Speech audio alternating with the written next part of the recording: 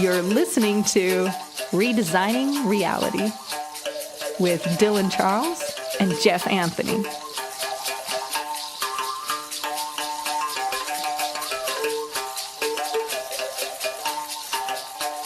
And welcome to Redesigning Reality, the podcast. I am one of your hosts, Dylan Charles, with my good bud, Jeff Anthony. Jeff, how you doing, man? I'm doing awesome. The better question is, how are you doing, Dylan? What is that bro. big strap across your chest? I'm strapped. I'm a gangster. Actually, no, I'm not a gangster. I just got dumped on my fucking shoulder in Judo, and so now I have, drum roll please, a broken collarbone. It's gnarly too, man. I got a broken collarbone. I've only broken a finger once in my life, and that was also in martial arts. That was in Kung Fu. And now I'm sitting here with, can't really see it, but the bones in my collar are like fucking like that. It's gnarly, dude. So probably have Go ahead. You were going to say something awesome. I'm sure raising your arm to display that to us is really good for you too. Dude, I was doing Tai Chi yesterday morning. This happened a week ago. It was 8 days ago. And I'm all like, I'm stubborn as fuck. I don't like going to the doctors. Just don't. And, I'm like, well, I'll probably get better. Yeah. Been taking ibuprofen all week. That's it.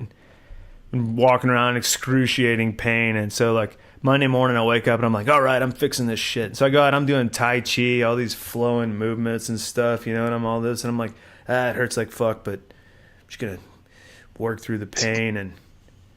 And my range of motion was pretty good and everything. And I got this, like, deformed lump on my shoulder. I thought it was, like, a shoulder separation. And decided I would go to a physical therapist because, fuck doctors. I was like, oh, that's like tiptoeing into the water. Oh, let's start with the physical therapist. Super cool guy, though, but he took one look at me and was like, bro, have you gotten an x-ray yet? And I'm like, nah, I don't do that kind of shit, bro.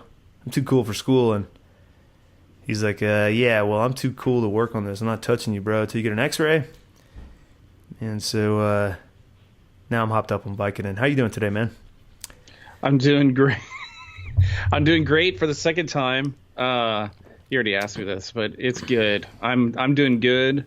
I can tell you're in pain, but pain is good. Pain is a great motivator, and it's a great reminder that you're alive. Yeah, we'll make this the why sucky things are good episode. It is true. Sucky things are good sometimes. It's all perspective. We've talked about that before. And I think, I've known for a few days now that you had a broken collarbone. And we talked about it a bit yesterday and decided we should talk about how moments like this are opportunities to learn and grow and start trusting your intuition because you had an opportunity that your intuition was trying to tell you maybe not to do what you did, and you wound up broken. So you want to talk about that for a sec? Yeah, I mean, in all honesty, man, I kind of want to small talk for a little bit longer. Okay. I don't know, I'm just feeling that vibe, man. I wanted to say funny shit like my shoulder feels better when I'm talking to a dude like you because of all the problems you've had, man. It's hard to bitch about stuff like this when you're talking to a man who's a seasoned pain pro. I mean, yeah, it's kind of a daily part of my life, but I broke my collarbone too. We were talking about that. I broke the same one as you just a few years ago in Costa Rica. I took a spill and I remember that. I remember that because you had Costa Rica. All right, so Costa Rica. Let's chat on Costa Rica for a couple minutes, then we'll get to the deep stuff. But if you hear about life in Costa Rica, you'll hear about this thing called pura vida, and it's a way of life. It's a way of being. It means pure life, directly translated, but it really means whatever, chill out, forget about it. It's all good. It's all good, whatever. And so, when things happen, something breaks, your car breaks, whatever, or you need some services at your house, or you're waiting for the cable company and they don't come when you're hoping they'll come, man. The attitude's like, pura vida, just chill out for another day, week, month. They'll get here, man. Just don't stress about it. Don't hassle anybody about it. And if I'm not mistaken, man, like your house, like the door of your refrigerator or something had come off, right? That happened too. Yes. But I thought it was like, so you couldn't get it repaired in any like quick order of time, and so you had like some rock. We're going all the way here. Yeah, you had like some big rock in front of the door of your refrigerator. We were waiting for the new, the gasket that goes around the fridge door. That's it's magnetic, and it had lost its life. Pizzazz. Yes, due to humidity and who knows what. And cheapness. So we had this gigantic rock. It was literally like this big. But you tripped over that, right? That's how you broke your collarbone, right? No, I got knocked into the rock. I actually fell on the rock, and the rock is what broke the collarbone. So I was in the kitchen. My wife's brother was there visiting, and we were making breakfast, and everybody was in the kitchen. And you remember my kitchen was kind of small. And I stepped back to go towards the fridge, and Erin was already going towards the fridge, and she bumped into me. And, I don't have the best balance, and I started to fall, and I reached out with my right hand to try to catch myself against the wall, but I was just way too far away. And I tucked my arm in, and I fell right on the rock, and my collarbone right here just went bink off the top of my shoulder. So sweet. It was really sweet, because the second I sat up, my wife was like, dude, your shoulder doesn't look right. His shoulder looks messed up. And just to continue the Costa Rican Pura Vida, I go to this doctor, right? Or at least he called himself a doctor. And he's like, oh, yeah, your shoulder, it's fine. It's just separated. He's like, I'm going to put your shoulder over this chair like this, and I'm going to push down, and I'm going to get it back in place. And he goes on top, and he goes, crink, and he goes, oh, I think you need an x-ray. Man, oh, dude, it hurt so bad. I was I wanted to punch that dude in the face so bad. Your arm was all hanging dead limp. Yeah, I was like already like, oh my God. And I went to get an x-ray, and they're like, ooh, muy mal. Yeah, man. Well, it's cool because I can relate, man. I thought my shoulder was separated too, man. We were doing this drill in judo, and this it's one of those things, man. Like something happens, like when accidents happen, car accidents, fucking getting kicked off horses, whatever it is, man. Something happens, like time seems to stop, like right before it happens, and then like time like reconnects with itself. Sometime it happens in slow mo. It doesn't even like it's almost like they're like, I don't know if it's a blacking out kind of thing. Like, okay, because think about it, right? This guy grabs me and throws me over his shoulder. And, I mean, he fucked up the throw. I'm supposed to land on my back and do a break fall, but he fucked up the throw. But whatever. It's all part of it's part of the fucking thing, man, just training. And so I remember standing there, doing the arm work with him in judo, doing the stance work. And then I remember being on the ground on my back. And so, like, that whole moment, it's not a lot of time, but that whole moment of being grabbed, turned, flipped, and then actually hitting the ground, like there's nothing there. Like there's no memory. It's weird. It is weird. I've had several falls, as you well know, and it's always like a surprise when you end up on the floor. All of a sudden you're like, what happened? Like I was there and now I'm here. What happened? I totally know what you mean. Very much strange. So. It is strange. So yeah, I'm sitting here now and like, I don't know, man, like it's extraordinary pain. We did that podcast last week with Gary Cook, Mr. Gary Cook of ibogawellness.com. Good friend of mine. And that was literally like 12 hours after this happened. I was like, it's just separation. I'm going to be all right. And about 30 minutes into it, man, I was like, oh my God, this fucking hurts. Just try not to wail and cry on the fucking camera. I was like, oh. The funnier part of that is you had called me because we had the interview scheduled, and you're like, yeah, dude, I'm thinking maybe we do this like on Thursday instead of Tuesday. I canceled it. I'll be better in a couple of days. And I'm like, I don't know, dude. I think we should do it now. I canceled it, man, and I actually canceled it. And like 2 hours after I canceled it, I was like, I'm a get shit done kind of guy. Let's get this fucking done. Yeah. And we got it done, and it was good. I'm glad we got it done. But looking back, I'm like, wow, dude, I was hanging out with like disjointed bones and just, hey man, tell me about this cool psychedelic stuff, bro. That's really cool. Yeah. And but it is funny though, man, because like I've been having like this like tension problems in my shoulders just from sleeping weird and doing jujitsu and stuff, and I was working through them, doing all these like special exercises and stretching and stuff, taking care of my body like I always do. And after a couple months of dealing with this, like it was really starting to get better. And then last Monday, I was like, man, I'm finally feeling better again. I was back to doing pull-ups, back to doing sit-ups, man. I was like, okay, cool, I can put on some strength again. And I went into jiu-jitsu, and I had this weird fucking feeling, man. On the way in, I had this weird vibe. I was like, man, I don't know. Maybe I shouldn't go today because I just feel like I'm going to fuck up my shoulder. And I was like, yeah, squash that, man. So I go to the class, and we do the warm-up, and I just had this weird vibe, man. And like I was cognizant of the weirdness of the vibe. Sounds like something Pauly Shore would say. I was cognizant of the weirdness of the vibe, dude. And so we did our warm-up, like the calisthenic part of the warm-up, and then we split off into partners. And that's the only time ever in all the classes I've been to where I've been like the odd man out and haven't gotten a partner. And this voice inside of me was like, oh, good. You don't have to fucking do this today. It was the weirdest feeling. And I literally was like, we split up into two groups. One group's doing a jiu-jitsu warm-up on the mat, and the other group's doing a judo warm-up.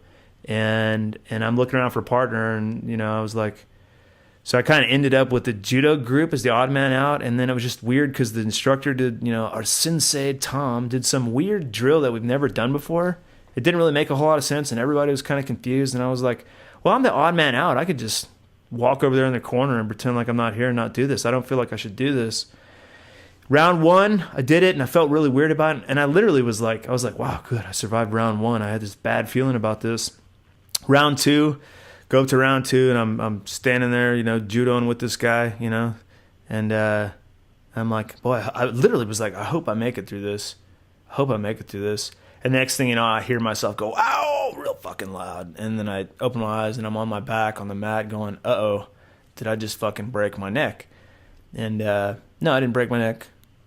And yeah, anyways, the rest is history. But that's kind of where we were going with this, man. Take it away, Jeff. Tell us something awesome about intuition. Well, that was your opportunity to trust your intuition, and you had all the warning signs along the way. We talked about that yesterday. About there's a great lesson in this, and sometimes pain is a great influencer and motivator, and sometimes it's trying to speak to you, and when you don't listen to the message, you get broken. And I think about many times in my life, and this, the biggest growth moments for me were, breaking my collarbone, breaking my wrist, breaking my pelvis. I mean, that one was the big one. The bigger the break, the bigger the growth too, right? Because the more time it takes to recuperate from something like that. And you can sit around and get pissed and woe is me and why did this happen to me and all that mess, but it's not going to make you any better. And you have to get over it. You have to just press on and do your rehab and try to get back to where you were before. But go ahead. With the caveat of, hey, bro, next time, listen to your intuition that's telling you, and even more so, isn't it funny that the shoulder was this area of concentration that you had this message on, totally. And then you break something in your shoulder. So yeah, pretty much the worst case scenario injury on the shoulder. I went from, right. Like bad to okay to full on worst case scenario. But there's a lot to this. I was reflecting on intuition, and I find that like the times that I've followed my intuition are when it's like leading me somewhere new, leading me along my path. Like I tend to squash that shit when it's telling me not to do something that I'm about to do. You know what I mean? It's kind of like this weird, I always feel like you don't want to fall into that weird territory of being like, we're all standing around about to get on a roller coaster and you're the one weird guy that's like, oh, no way, man. I got a bad feeling about this.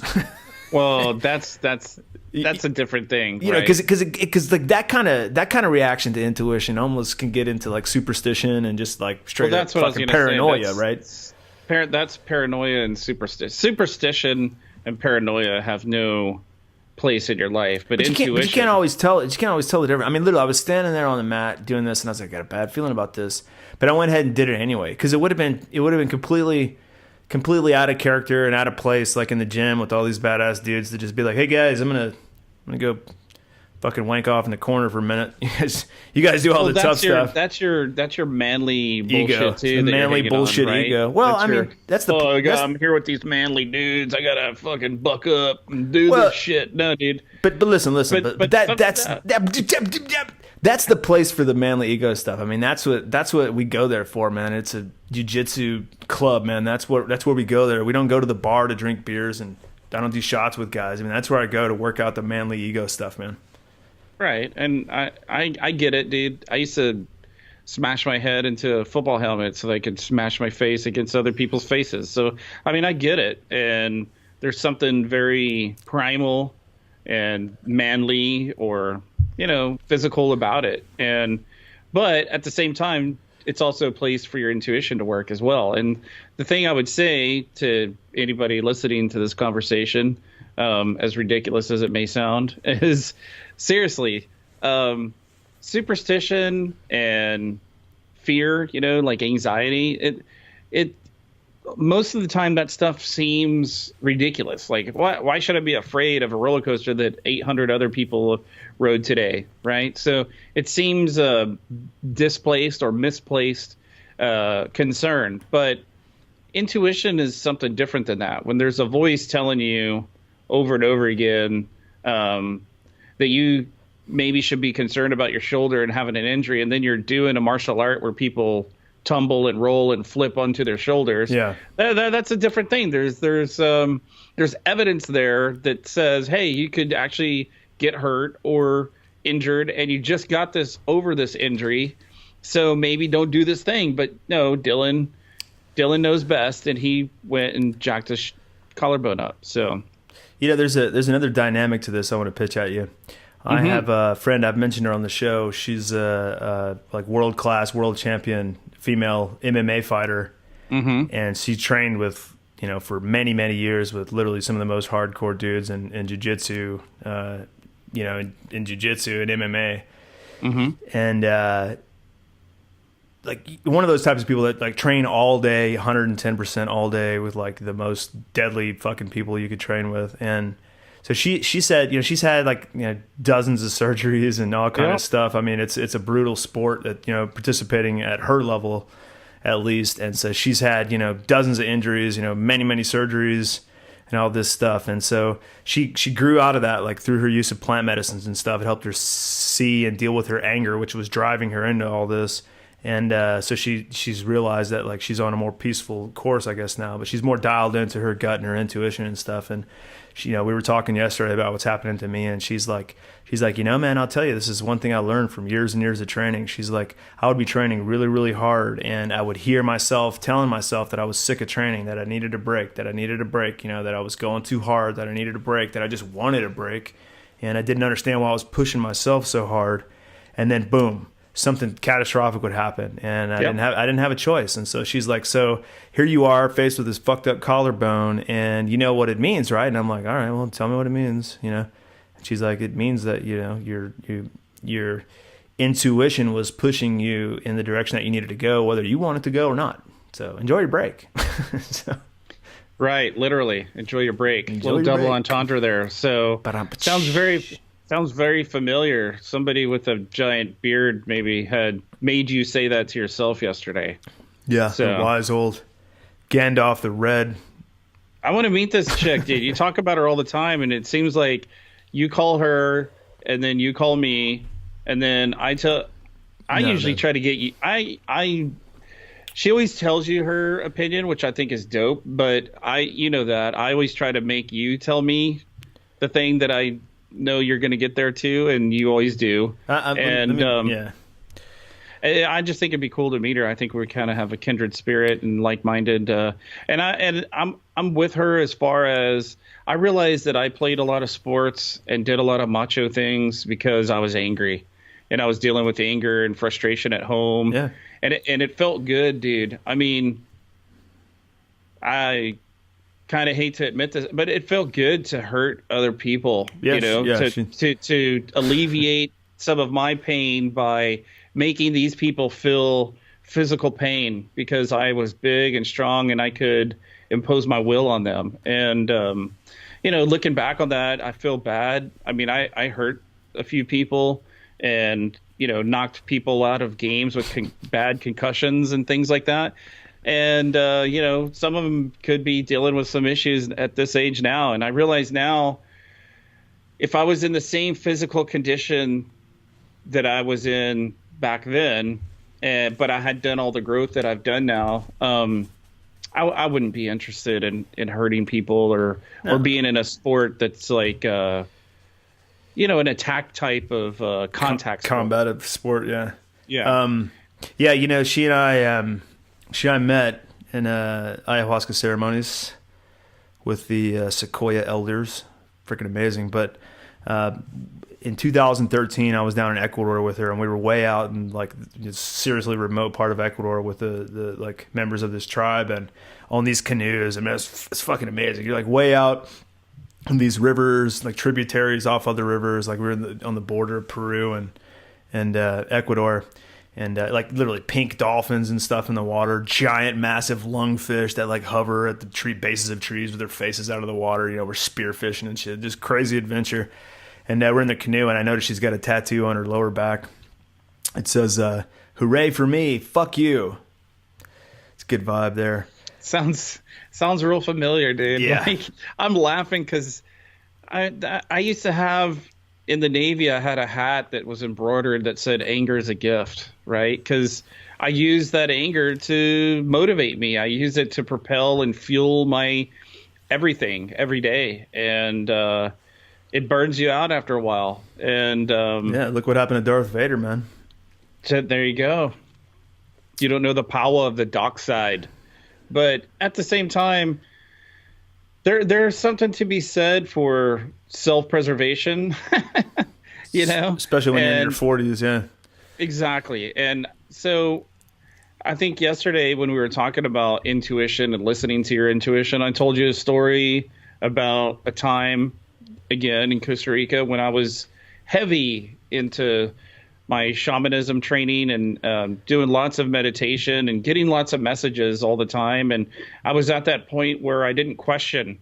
I just listened and did what I was told or guided to do. And I told you about being in the car with my two kids, and they were about 5 and 14 and 5, right? And we're heading up this big mountain, and it's 2 lanes on my side going up, and we're in the left lane. And we're getting ready to come to this corner, and I hear a voice that says, "Get in the right lane now."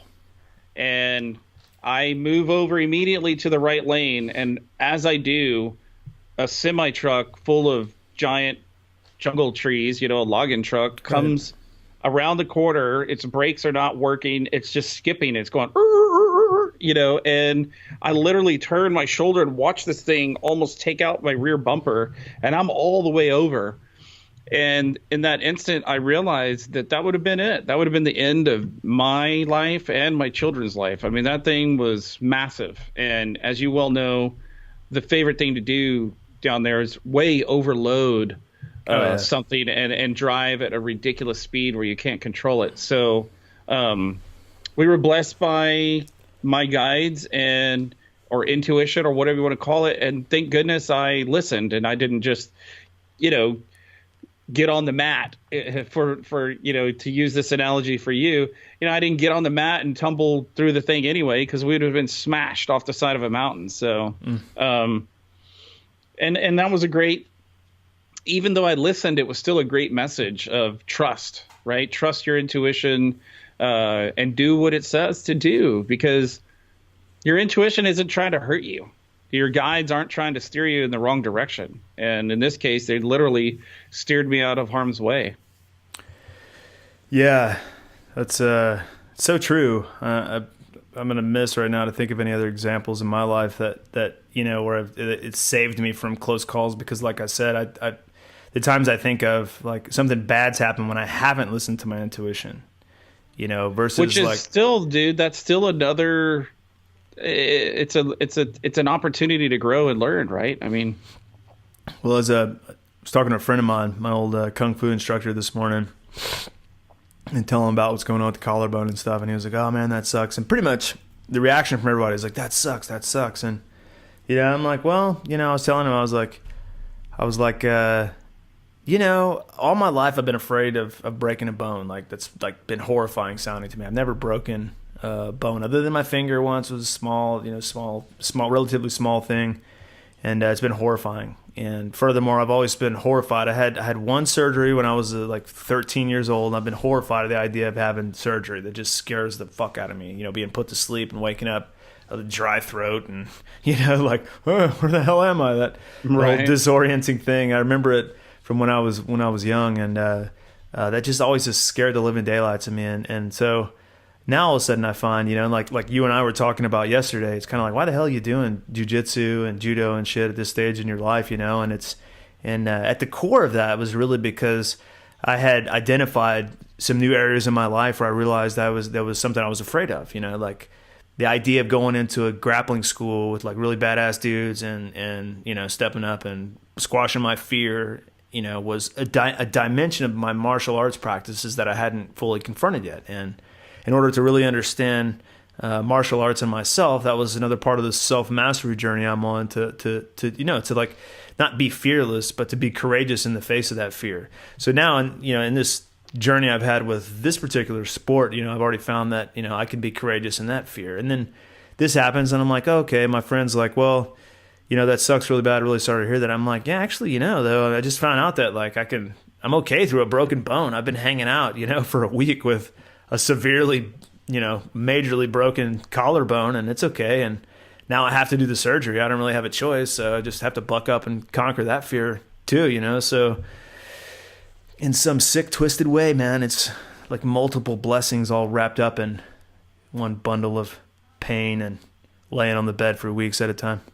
Well, as I have said many times, if you dig deep enough in that busted box of blackness, there's a gift in there. There's something good that you can extract from this. And that would be what I would remind everyone of when you're going through some dark times or you feel broken, is what is the gift in that? What's the growth opportunity there? And are you going to use it as are you going to visualize it as a blessing, or are you going to look at it as a curse? What's your perception of the situation? And I'm sitting here with a bunch of crooked fingers, like I've broken so many fingers in football and basketball, and wrists and collarbones, and the pelvis thing was the worst though.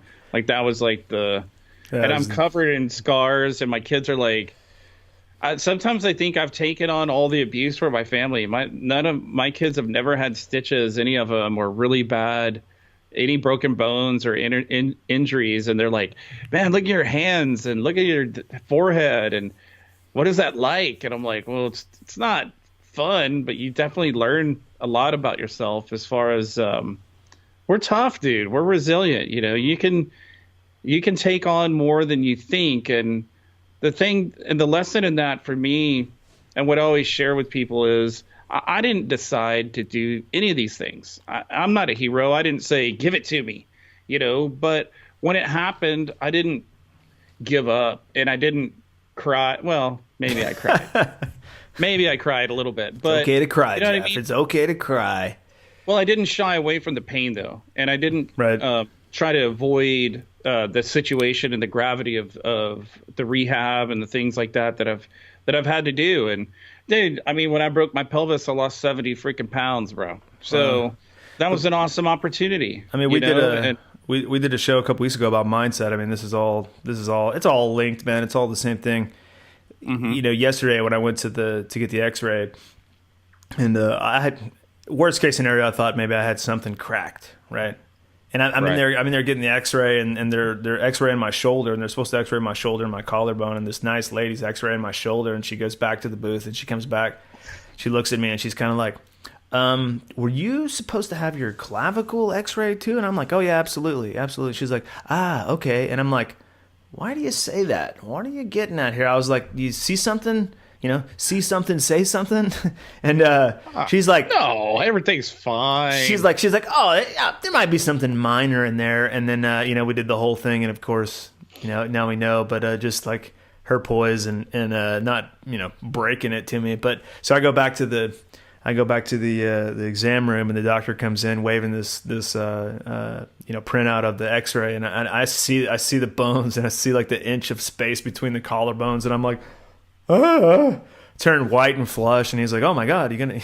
he's like, "Dude, you're gonna pass out." And I was like, "Yeah, I might, dude." And he's like, "Lay down." I'm like, "No, I'm gonna be good." But so then it went from oh, it's a sprain to oh, this is broken to oh, this is surgery. It went from like just down the slope like really really quickly, and so I found myself like super super upset. I was just like, oh my God, this is like fucking, it's gonna cost me so much money, blah blah blah. I'm so afraid of surgery. I'm afraid, this is like, all of a sudden it hurts more just because I know it's broken.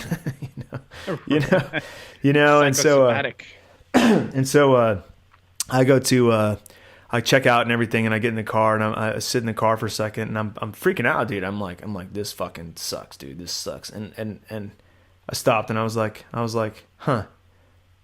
That's not going to help. That's not going to help at all, is it? I was like, if I go home like this, feeling like this, looking like this, with this expression on my face, it's going to, like, it's contagious.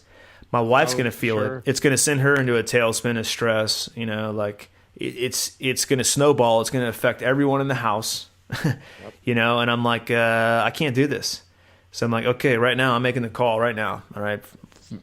That's it. I've got the news. I know it needs to be done. I'm positive from here on out. It's fucking 100% positive the whole way.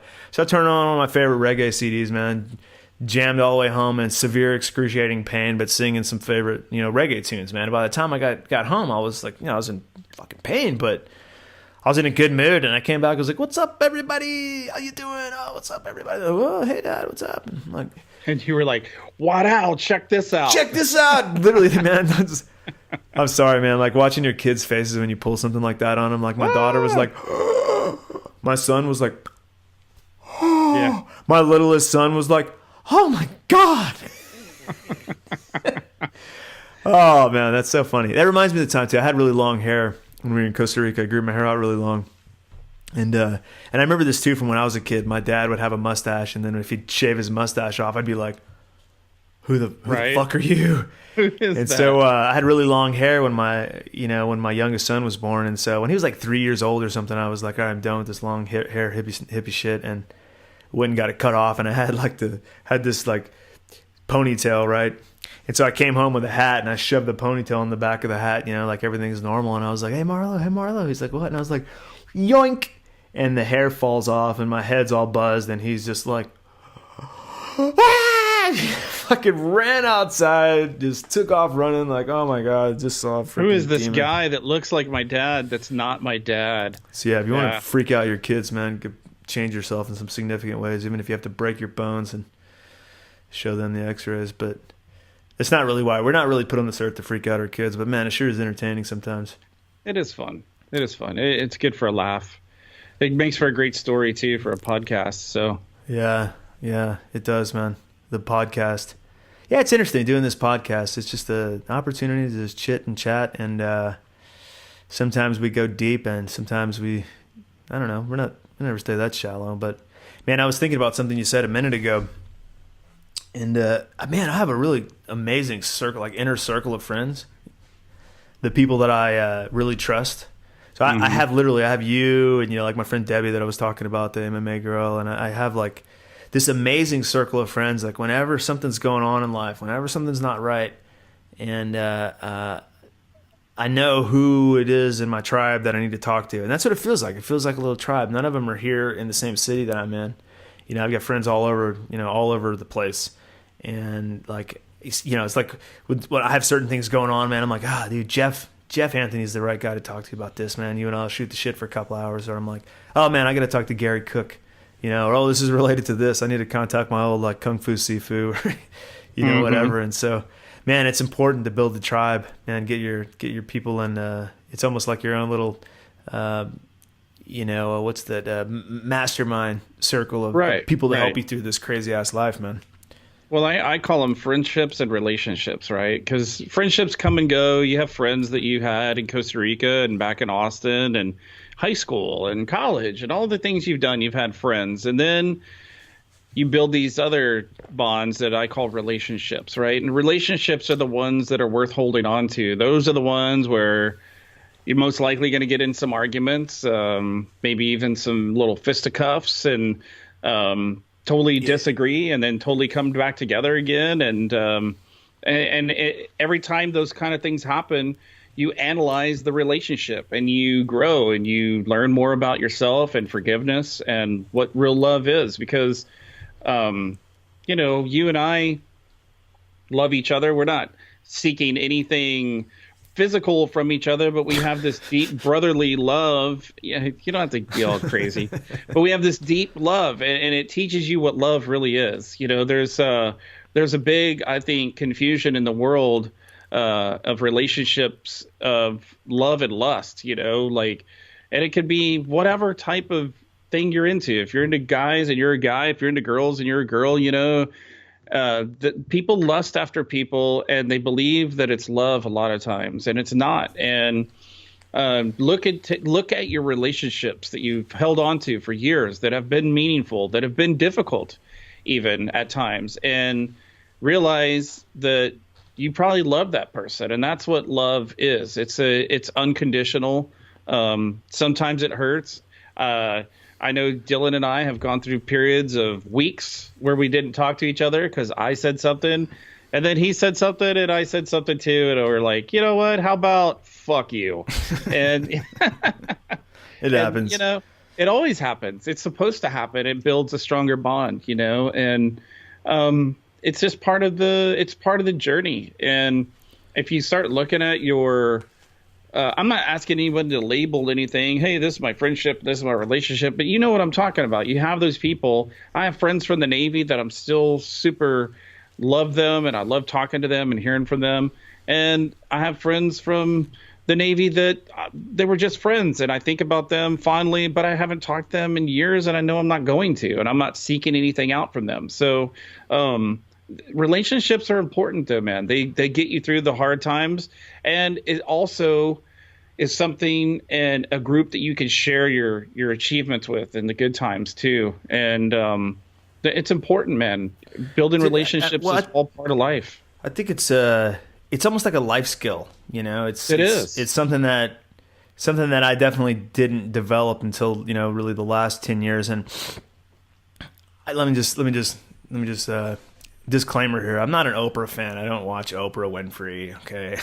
but I did see a short video clip with her recently, and she was talking about how her life didn't really start to get better and change, and like she wasn't really able to take off and get to where she wanted to be in life until she understood the importance of protecting your own energy and like protecting the energy that you allow around in your space. I mean, that translates to like giving people the boot if they're not feeding you the right kind of energy, and I think the way she put it was something like this: like we have the responsibility first and foremost to be mindful of the type of energy that we're putting out into the world, right?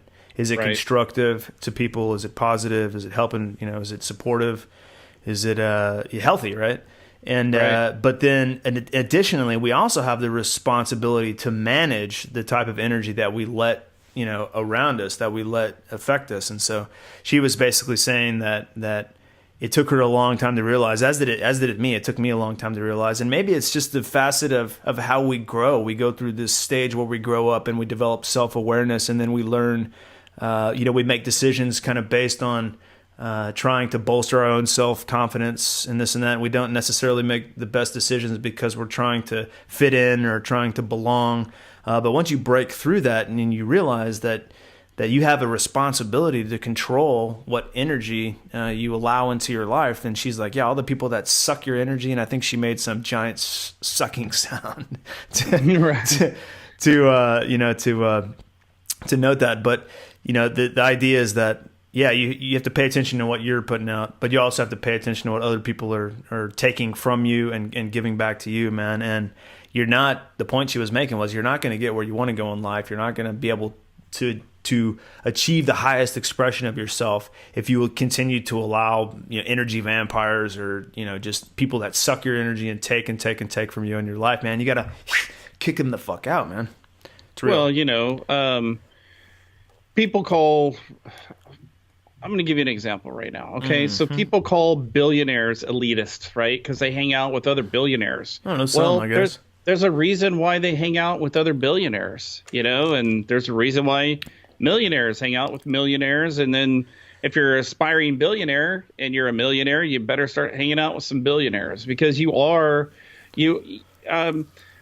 trying to think of Tony Robbins, right? Tony Robbins says that, like, if you're not where you want to be in your life, look who you're hanging out with. You need to take inventory on the types of people that you're hanging out with. Right. And because if you take your top 5 friends. 5 is the number I keep hearing, from all these motivational speakers today. It's top 5, of people that you hang out with, you're going to be on par or on average, the collective group that you're in. And it's not to insult people and it's not to hurt anyone's feelings, but it's absolutely true. And I will say that some of the hardest things I've had to do in my spiritual, endeavors and counseling and things is tell people, maybe you should examine your friendships and maybe you shouldn't be hanging out. I get this vibe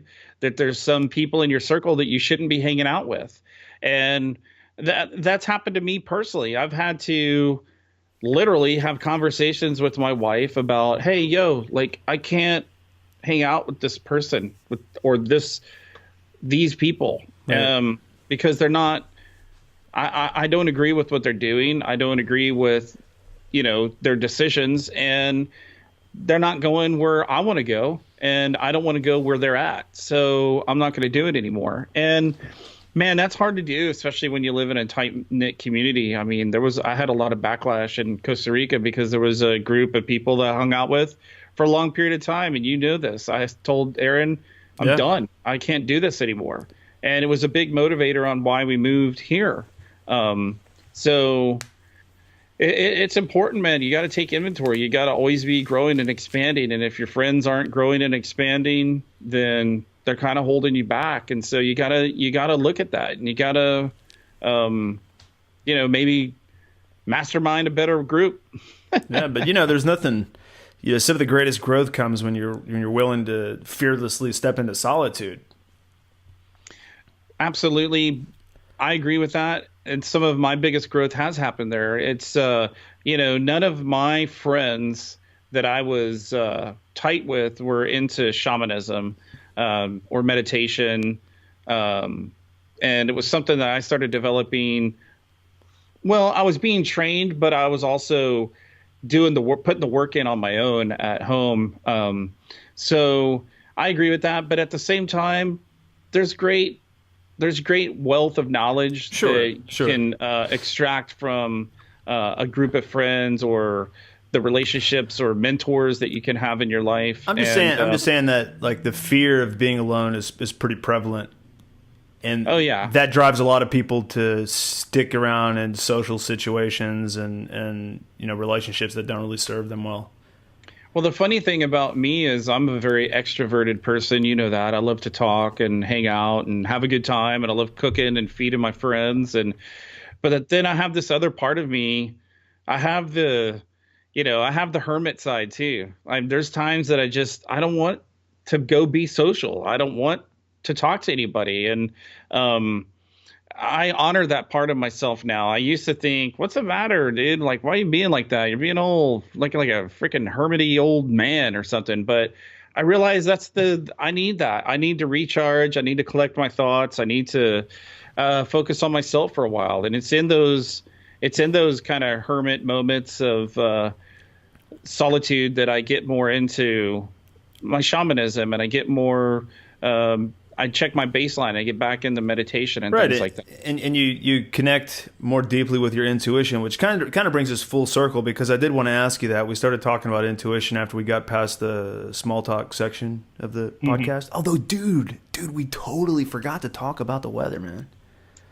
I was trying to not talk about the weather dude, it's a beautiful day. You can probably notice my background behind me is way brighter than usual because the sun, dude, it's an awesome day. But seriously, like intuition, I was thinking about that. Okay, if I would have followed my intuition, right, my surface level intuition at the gym the other night, I wouldn't be sitting here with the broken, with a deformed shoulder and collarbone, all. I mean, you can't see it, but I got the X-ray right there, and I know that like the bones are. Anyways, I wouldn't be sitting here with that if I'd have followed that sort of surface level intuition. But man, was there a deeper process of intuition going on? Something there that was like, Dylan, on the deeper level, we want you to experience this, break through some fears. We want you to experience this to shift your priorities for a little while. Back to my friend, the MMA girl, she and I were talking last night, and she said, what do you think this means to you? We talked back and forth, and her perspective was that she was basically telling me, we've been having this conversation for the last week or two, and you've been telling me, Dylan, that right now you're finding that you need to focus on the inner self, to focus on the inner work, because you're going through some changes professionally, some changes personally. You've got these so-called illusions or challenges that are driving you to grow in certain new ways that you really need to grow and expand into. So what is this injury really telling you? It's telling you, hey, you don't need to be worried on strengthening, fortifying, whatever, working out the external you.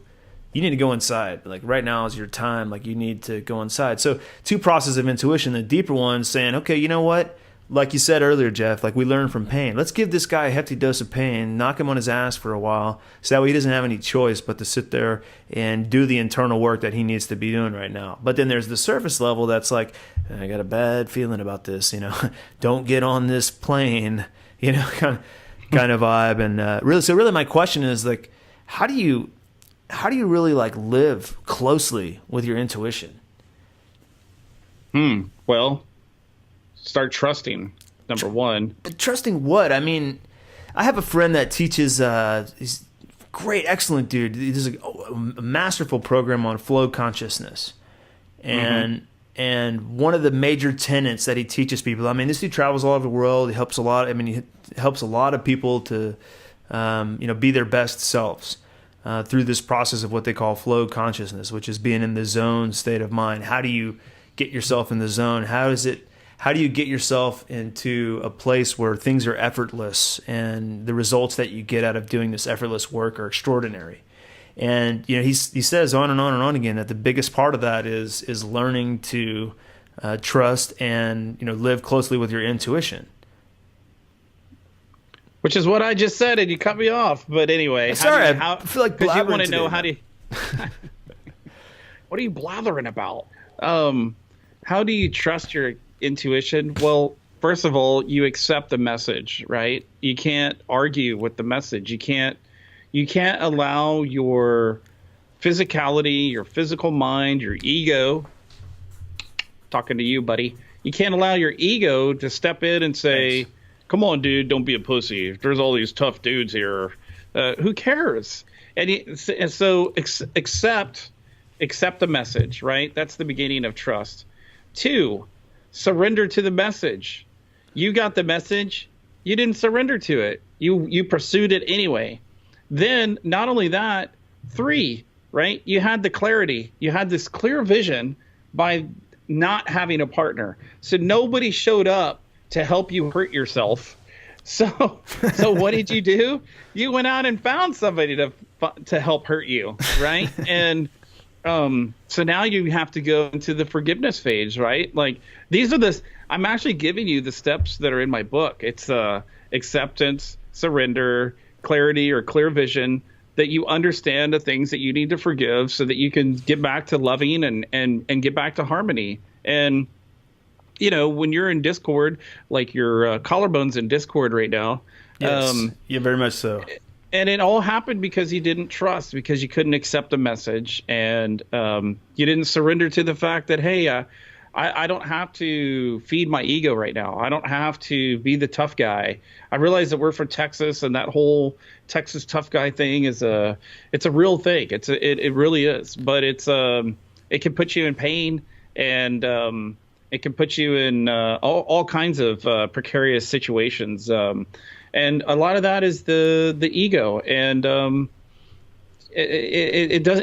ego. I'm not one of these like, get rid of your ego. I believe your ego is definitely a part of who you are, and it's something you want to hang on to. I would even say that you wouldn't know who you were without your ego, because your ego is my ego is named Jeff Anthony, right? And that's part of my identity, is I'm Jeff Anthony, and that I've done these things and I've accomplished these things, and I have these children and they count on me, and that pushes me through many things in my life. But under the surface of Jeff Anthony, there's this other thing that's observing all of this, and it doesn't have an ego, and it doesn't care about being tough, and it doesn't care about being right, and it tries to help Jeff. And if Jeff gets to the point where he can listen to that thing, your higher self, your spirit, your guides, whatever you want to call them, then Jeff can have a much more comfortable life, or Dylan, without surgeries and broken bones and things like that. And even if you do all that, guess what? Shit happens, bro. I mean, I broke bones and things happened because I was trying to cook breakfast for my family, like we were talking about earlier, or because I shattered my pelvis, dude. I was just walking around trying to lock up the doors and turn the lights off because, Aaron had fallen asleep and we had company spending the night and the doors were unlocked. So I got up to turn the lights off, and next thing I knew, I was on the floor with the shattered pelvis. I mean, sometimes things just happen, and what are you going to do after that, right? And I think you're in that phase right now. Obviously, you're not going to jiu-jitsu for a while, and you're in this healing phase, right? It's an opportunity to heal a lot of things on a lot of different levels. I mean, this is going to make you concentrate more on your family, make you concentrate more on your business, make you concentrate more on this awesome podcast that you're having to really concentrate to get through right now, because I can tell you're hurting again. And that's just all part of it, dude. It's all part of the flow. It's all part of the journey. And, what's your perception of what the thing is? And so to answer the question with finality, I would say all those things. Trusting your intuition requires accepting the message, surrendering to the message, and then, forgiving yourself if you didn't, and making the choices that you have to make to get you to the place that you should be instead of the place you want to be.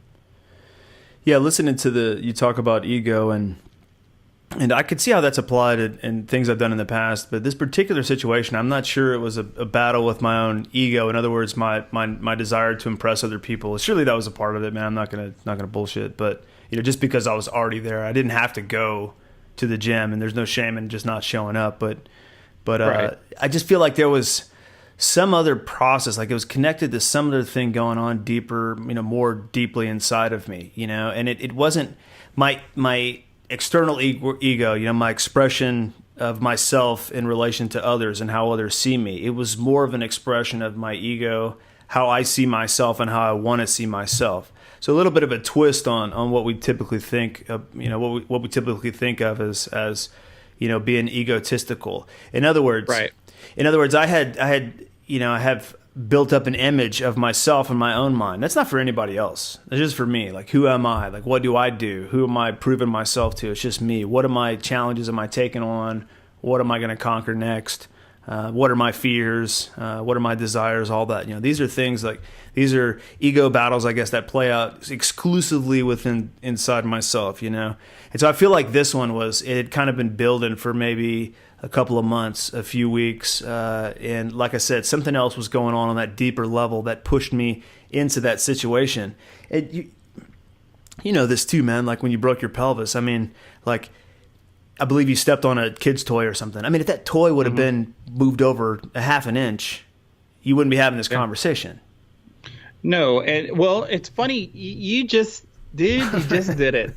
You just said exactly what I was going to say. Perfect. If you wouldn't have broken your collarbone, we wouldn't be having this podcast today talking about intuition. Right. We absolutely wouldn't. And so, wow, isn't that kismet right there? I mean, you know, we were talking about synchronicities the other day, and you probably saw my face light up all of a sudden. You were probably like, what did he just do? And it's because you had literally just said exactly what I was going to say, that we wouldn't even be talking about intuition and following your guides or your pain intuition. Had you not broken. And you're right. I mean, if I would have stepped over this thing and if I would have just been looking where I was going, would have never happened. But dude, I would have never lost 70 pounds. I would have never, that situation is what sent me down my path of shamanism. Absolutely. It's what made me write my book. It's what made me do ayahuasca. It's what made me do all of it.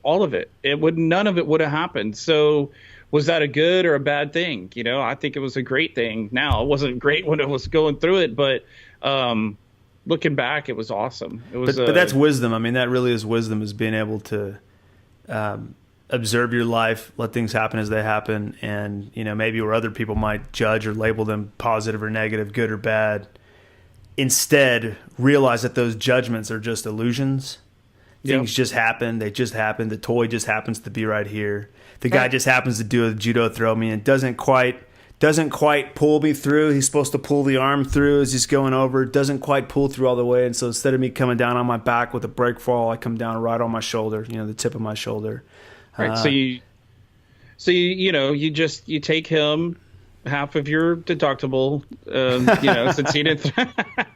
I'm kidding. Yeah. But, you know what I'm saying? It can create fear too. I just want to touch on that because I remember after I broke my pelvis, and man, you talk about you're laying there and you're in pain and you're swollen, and I couldn't even sit up, dude. I remember that. They told me I had to lay down for freaking 6 weeks, dude. You're like, how am I going to lay down for 6 weeks?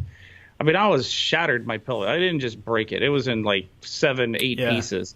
Yeah. And I'll never forget, my mom came down and she said to me, are you going to start taking this serious now? Are you going to start taking this seriously now? You have a serious condition, and you know, you need to just be in a wheelchair. See, that's fucking ego, man. Well, and it's fear. That's fear. Sure, but it's the definition of fear. And I remember saying to my mom, and she didn't like my response, as you could well imagine. I said, Mom, if I have to break my pelvis every year for the rest of my life to not spend every moment of my life in a wheelchair, then that's what I'm going to do. And this isn't about taking it seriously. Believe me, no one understands the severity of the situation that I'm in better than I do.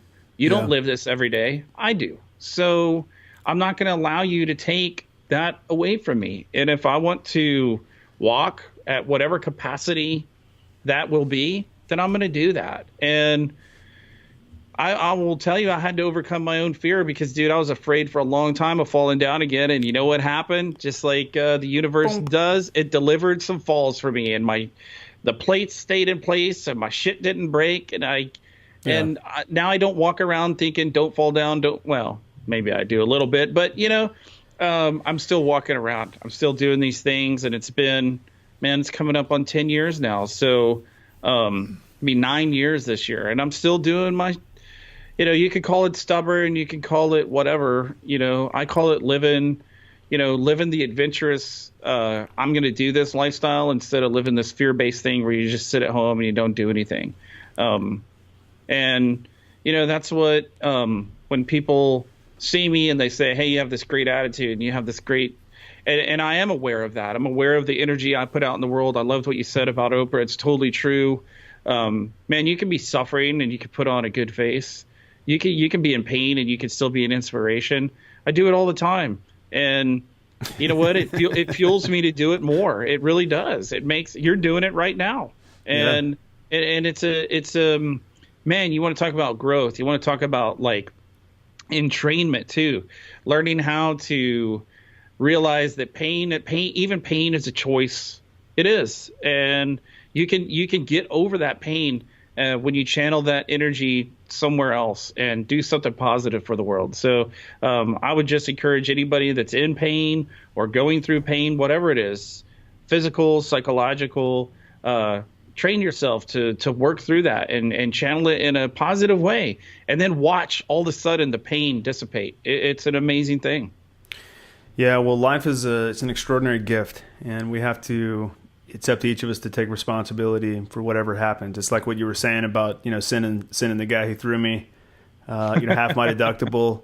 It's kind of been a lot of people's reaction. Are you pissed at this dude? No, I take full responsibility for what happened. Nobody made me go into the gym. It could have happened to anybody. Could have happened falling off a bike or falling out of a tree or off a ladder or a car wreck or, it's just a sports injury, and it just happens to have happened in a partner-based combative sport. So, but life is an extraordinary gift, and that's all of it, man. That's the pain, that's the joy, that's the sadness, the sorrow, the ups, the downs, the whole picture, man.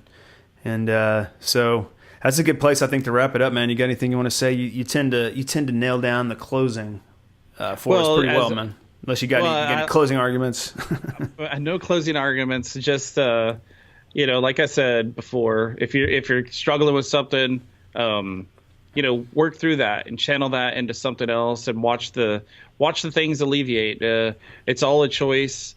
Put it out there positive, and of course you can redesign your reality when you do that. Bro, so good, man. It's so good to hear you do that every show. Oh yes. Well, I realized I hadn't dropped one, so I had to drop one real quick. But seriously, you can find us on YouTube or our website, redesigningsreality.com. Also, you can find us on Facebook. Redesigning Reality is our page. Please visit Dylan at wakingtimes.com. And if you'd like to hook up with me, journeytoinnerstage.com. And I got to start pimping my book a little bit. I haven't done that any. I have a book available on Amazon. I actually recently won an award for it's a great book. The best memoirs. It's called Cosmic Wizard, Journey from Outer Rage to Inner Sage. So check it out. And it's also available on Kindle. So excellent. Well, to whoever you are listening to this or watching this or just passing by, thank you very much from the bottom of our manly souls. That's it. Catch you next time. Peace. Ciao.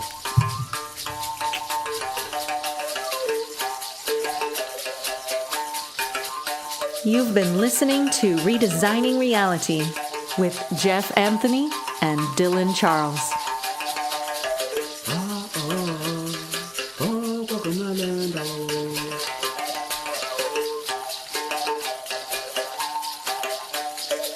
Tukabona mokaboni.